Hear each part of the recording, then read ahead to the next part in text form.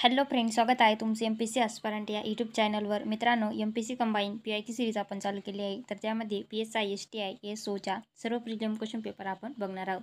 तर मित्रांनो, 2011 पासून तर 2024च्या सर्व PIQ सिरीज आपण बघत आहोत. तर त्यामध्ये PSI STI ASO 2011 आणि 2012 तर ह्या 6 क्वेश्चन पेपर आपल्याला बघून झालेले आहे. ते लेक्चर तुम्ही बघितले नसाल तर ते लेक्चर बघून घ्या.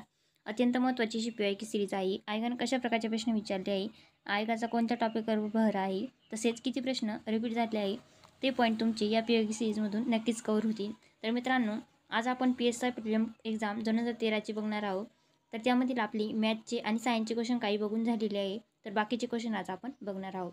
तर मित्रांनो, तुम्हाला जर MPSC नोट चालू घडामोडी हवे असतील तर तुम्ही आपल्या टेलिग्राम चॅनलला फॉलो करू शकता. MPSC ॲस्पिरंट हा टेलिग्राम चॅनल आहे. मित्रांनो, तुम्हाला जर व्हिडिओ आवडत असेल तर व्हिडिओला लाईक, कमेंट आणि जास्तीत जास्त मुलांपर्यंत व्हिडिओ शेअर करत चला तर मग व्हिडिओला सुरुवात करूया. तर पहिला प्रश्न, खालीलपैकी कोणते वाक्य बरोबर आहे? तर ए आहे, इलेक्ट्रॉनचा प्रवाह ऋण प्रभारित ध्रुवाकडून धन प्रभारित ध्रुवाकडे असतो. बी, इलेक्ट्रॉनच्या प्रवाहाची दिशा विद्युतधारेच्या विरुद्ध असते. तर मित्रांनो, यापैकी कोणती विधाने बरोबर आहेत? तर फर्स्ट विधान, इलेक्ट्रॉनचा प्रवाह ऋण प्रभारित ध्रुवाकडून धन प्रभारित ध्रुवाकडे असतो. तर ए ही विधान बरोबर आहे.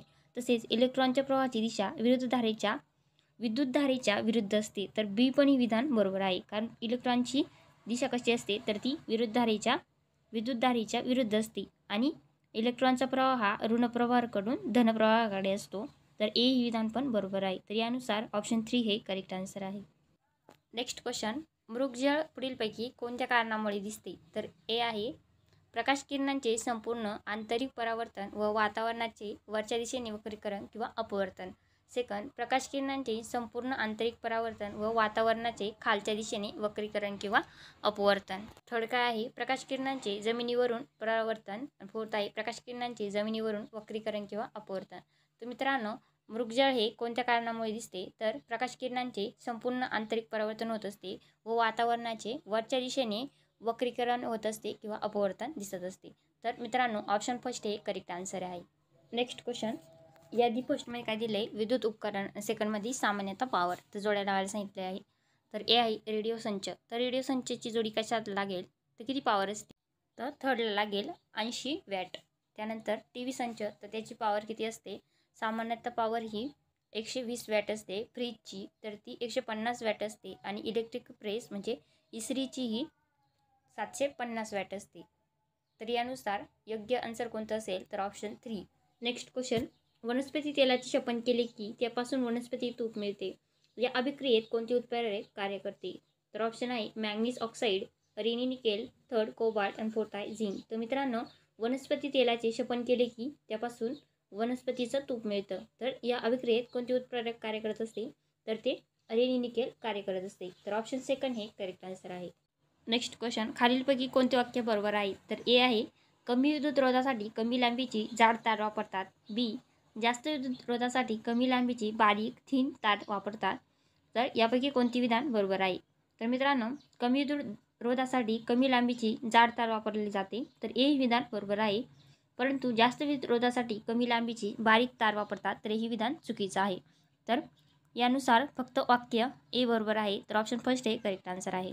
नेक्स्ट क्वेश्चन, खालीलपैकी कोणती वाक्य बरोबर आहे? तर ए आहे, जास्त वास येणारे द्रव्य इथाईल मेरकाप्टन LPG मध्ये मिसळण्यात येते. बी, तो गॅस गळतो शोधतो. तर यापैकी कोणते विधान बरोबर आहे? तर मित्रांनो, हे दोन्ही पण विधानं बरोबर आहे. तर त्यानुसार ऑप्शन 3 हे करेक्ट आन्सर आहे. नेक्स्ट क्वेश्चन, पुढीलपैकी कोणत्या कारणामुळे ध्वनी निर्मिती होते? तर ऑप्शन आहे माध्यमातील कणांच्या कंपनामुळे, माध्यमातील कणांच्या घर्षणामुळे, माध्यमातील कणांच्या सरळरेषेतील गतीमुळे आणि फोर्थ आहे माध्यमातील कणांच्या परिवलन गतीमुळे. तर मित्रांनो, याचं योग्य उत्तर काय आहे? तर माध्यमातील कणांच्या कंपनामुळे. तर ध्वनी निर्मितीचा हा प्रश्न असाच प्रश्न ASO प्रीलियम 2012च्या क्वेश्चन पेपरमध्ये आलेला आहे. मित्रांनो, ते आपले झालेले आहे PIQ सिरीज ॲनालिसिस करून. तर ते तुम्ही बघून घ्या. तर हा प्रश्न रिपीट झालेला आहे PSI प्रीलियम एक्झाम 2013च्या क्वेश्चन पेपरमध्ये. नेक्स्ट क्वेश्चन, कोणत्या विषाणू तोंडाद्वारे प्रवेश करून चेतासंस्थेवर परिणाम करतो? तर ऑप्शन आहे hepatitis virus, second polio virus, third HIV virus, fourth आहे अँटीव्हायरस. तर मित्रांनो, कोणता विषाणू हा तोंडाद्वारे प्रवेश केल्यानंतर चेतासंस्थेवर म्हणजे मेंदूवर परिणाम करत असतो? तर तो ऑप्शन सेकंड आहे पोलिओ व्हायरस. नेक्स्ट क्वेश्चन, पुढील 2 विधानांचा विचार करा. तर ए आहे, पूर्वी किमान काही ठिकाणी मातृसत्ताक पद्धती होती व स्त्रिया श्रेष्ठ समजल्या जायच्या, परंतु नंतर जसा मानवी समाजाचा विकास झाला तसा या परिस्थितीत फरक पडला. बी आहे, कामाच्या वाटणीची संकल्पना त्यास कारणीभूत आहे. तर मित्रांनो, यापैकी कोणते विधान बरोबर आहे?